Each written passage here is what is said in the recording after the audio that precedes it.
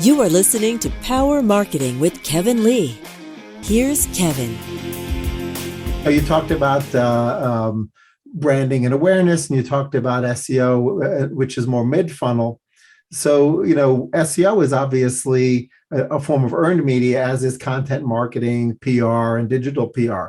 And so one of the challenges that a lot of marketers have is like, okay, I've got my budget. So how do I decide how to allocate it between paid media, where I know exactly what I get out when I put $1 or $10,000 in, versus SEO, which if I don't do it at all, obviously I lose the SEO battle, right? So I need to certainly invest there. Same thing with content marketing, digital PR, and traditional PR. So has there been a thought process that's worked for you to sort of come up with a way to allocate budget from that perspective?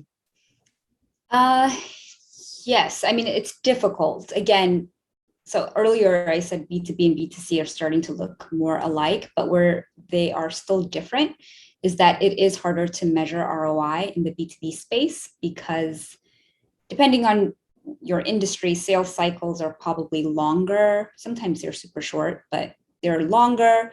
I mean, sometimes if they're years long, you have to decide like how to measure that. And some things will probably fall through the cracks.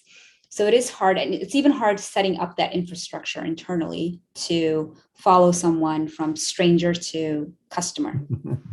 So I think you know a little bit about that. But if you've done all that, first, congratulations, because that's really hard. But once you've set that up, obviously you'll spend more money, invest more on the channels that are producing more revenue. If you don't have that information, don't be discouraged, because you can see which channels are bringing in most of the conversions. And now conversions, they could be crap conversions, they could be good conversions.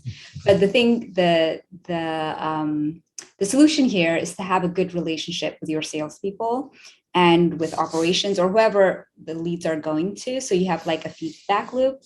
So even though you don't know exactly in terms of dollars, how many, these 50 conversions brought in this month, if your salespeople are saying, oh, the leads that have been coming in from the website lately have been really good, what have you guys been doing? I mean, this isn't ideal. You want to be able to quantify everything. But what I'm saying is, if you're still on that journey and you don't have that ROI model fixed in place yet, I would say having a good relationship with whoever you're handing the lead off internally, and having a communication that goes both ways is really helpful in that way. And going back, you also have to study your target market to see where they live. Is it not just online, but do they come in through paid? Do they come in organically? The goal should always be to have them come organically. I know, and I don't know if people say this anymore, but I know people say organic traffic is free, but of course nothing is free in this life. Ultimately, you're hiring an entire marketing team, agencies, or whatever it is to get that organic traffic, and you have to keep it going. But it is cheaper and it is more sustainable than paid traffic.